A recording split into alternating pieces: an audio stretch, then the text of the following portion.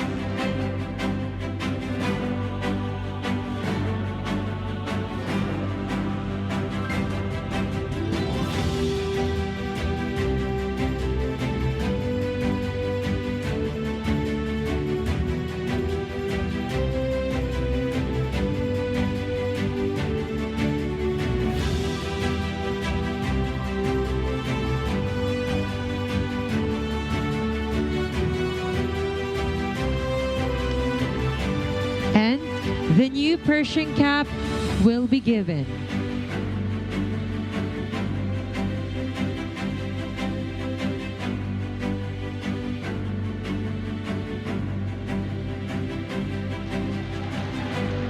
Thank you very much, and hail to the new Chief of the Philippine National Police.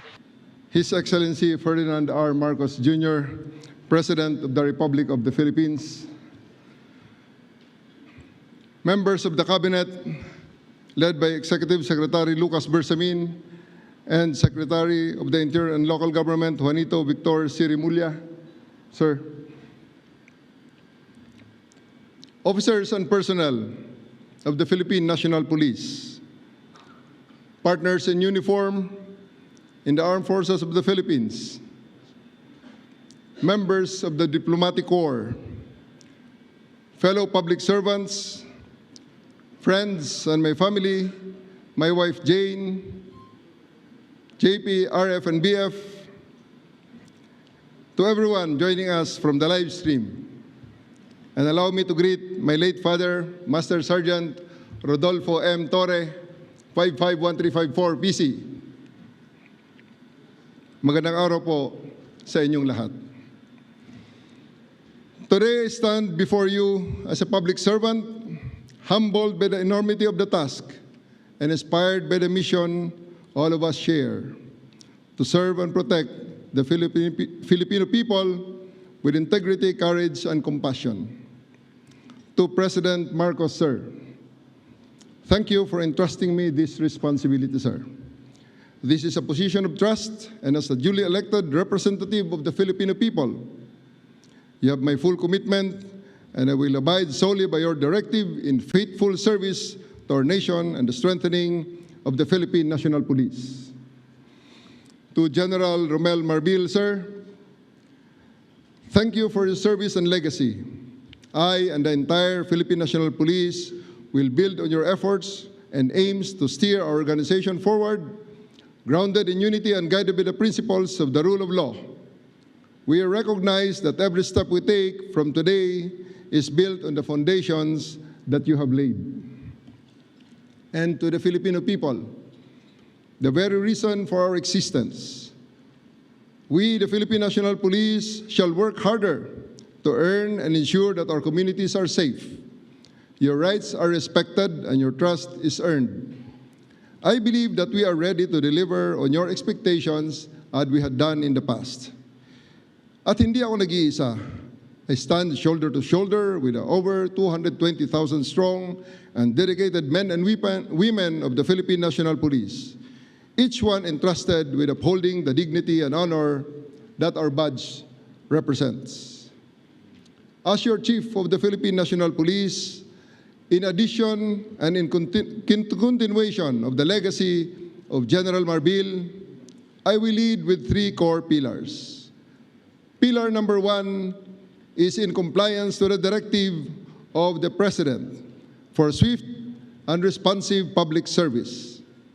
We will institutionalize a 3-minute emergency response time in major urban centers, and this had been done already during my term in Quezon City in the 3-minute response time project. This is not just a benchmark, it is a lifeline. Every call for help deserves immediate attention and action.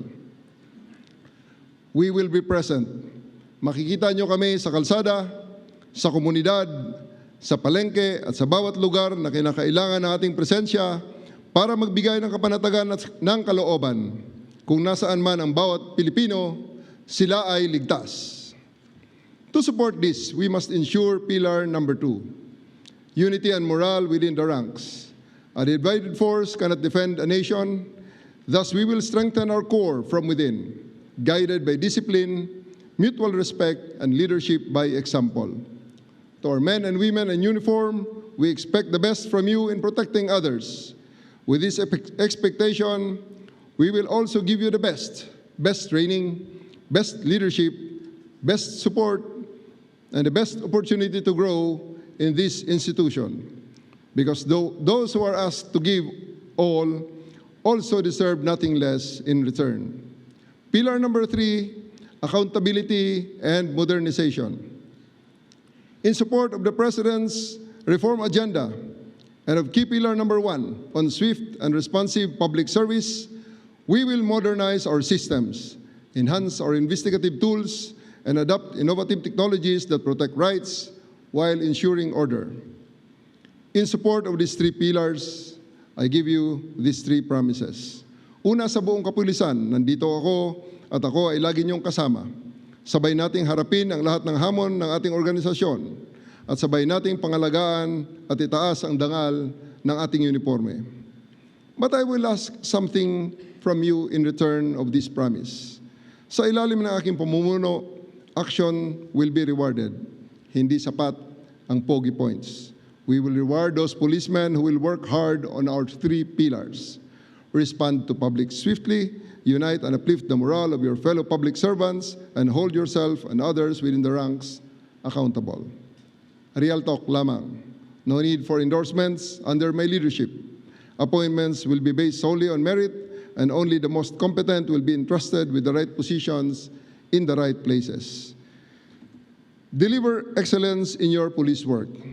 File affidavits, execute warrants, bring criminals to justice, raise your hands in front of judges and fiscals, and provide evidence against these criminals to support their conviction, and you will be recognized and rewarded.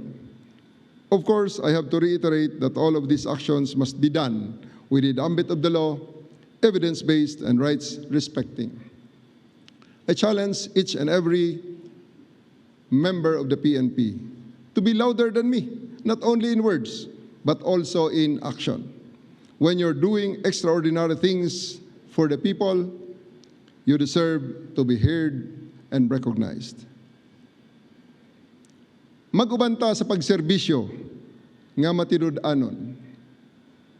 Magbinuligay kita sa aton ginahandom nga kalinong sa aton nga nasyon.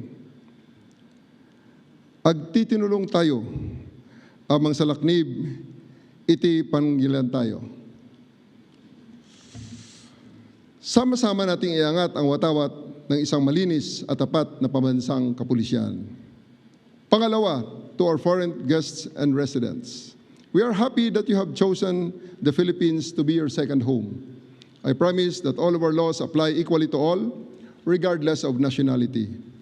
We are committed to upholding everyone's right, safety, dignity, including yours. Pangatlo, para sa bawat Pilipino, sa ilalim ng aking pamumuno, ang batas ay patas, ang serbisyo ay mabilis, at ang kapulisyahan ay karapat-dapat ng inyong tiwala. Hindi nyo na kailangan pang pumunta sa kung saan-saan at hindi namin kayo pagpapasapasahan at ang PNP na lamang ang inyong maging sumbungan ng inyong mga hinaing, lalong-lalo na ng paglabag ng inyong karapatang pantao. Tulungan nyo kaming tulungan kayo.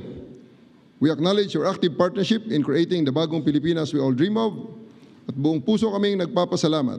Huwag kayong bibitaw at manatili sana kayong katuwang sa pagtaguyod ng kapayapaan at kaayusan ng ating bayan.